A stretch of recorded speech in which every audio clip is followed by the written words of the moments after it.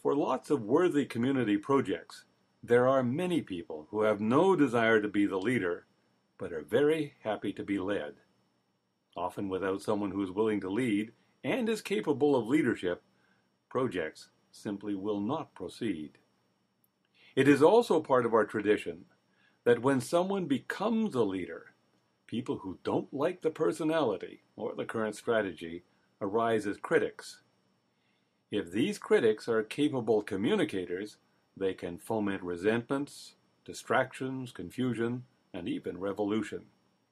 If the critics cannot be managed or their issues resolved, it is possible for the whole project to fail, regardless of the intrinsic value of the potential results. One effective strategy for avoiding this trap is for the true leadership to guide the organization without being seen as the leaders. This is called leading from behind. I'm telling you about leading from behind to show that it is possible and to show that it is a strategy that you may choose to employ. Do you have access to people who value your organization, who are held in very high regard by your community, and who have a proven track record of success in achieving real results? The participation of such people would almost ensure the success of your project. But if you were to ask them to be project leader, they're likely to say, "No thanks, I don't have time," or "I've been there, done that, let someone else lead."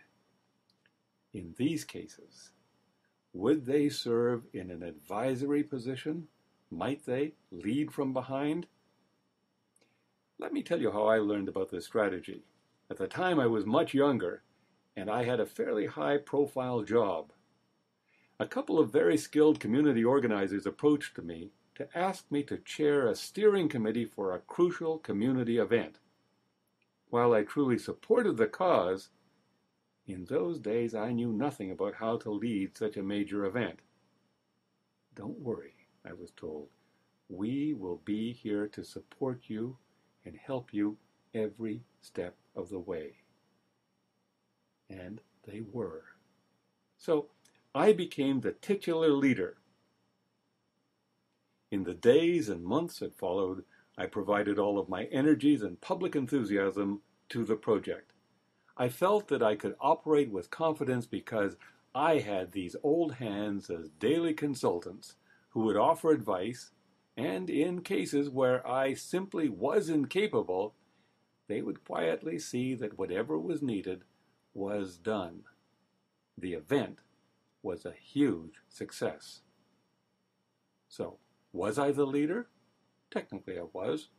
In fact, these old hands were deftly guiding and facilitating the whole process. I call the position I held in the project the champion. Was I being manipulated? I never felt controlled. I felt supported. In this case, I was grateful to be able to serve and to have the boundless energy and collaboration of the old hands. Frankly, many of the techniques that I teach as a consultant I learned during this and similar situations. So together, we accomplished something of value, and I learned lots. Who received credit for the success? This issue of recognition can be the place where some projects fail. A frequent reward for leadership is the attention that is focused on the leader. In this case, although I was a titular leader, I defined my role as champion. As champion, my main job was to use my access to the media and other community organizations to promote the event. Organizationally, I had to track all of the committees and individual initiatives that were contributing to the project, and I assured that everything was moving forward on schedule.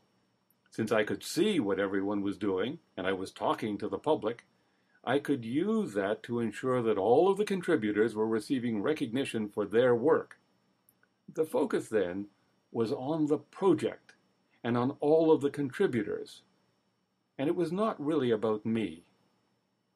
At that time in my career, I was receiving lots of recognition for my day job, and I didn't need this volunteer work to be about me. The interesting thing was that the people who received the least recognition were those who first approached me, who were the people most responsible for the vision and the strategy for success. At least one of these people was known as a controversial character. If either one had chosen to lead, I think there is a chance that the project would have been mired by dissent. The point is that the project was very successful, the participants loved contributing, and those who led from behind achieved the results that were needed. For your project, would you or some of your organizers be willing to forfeit the trappings of visible leadership to ensure success by leading from behind?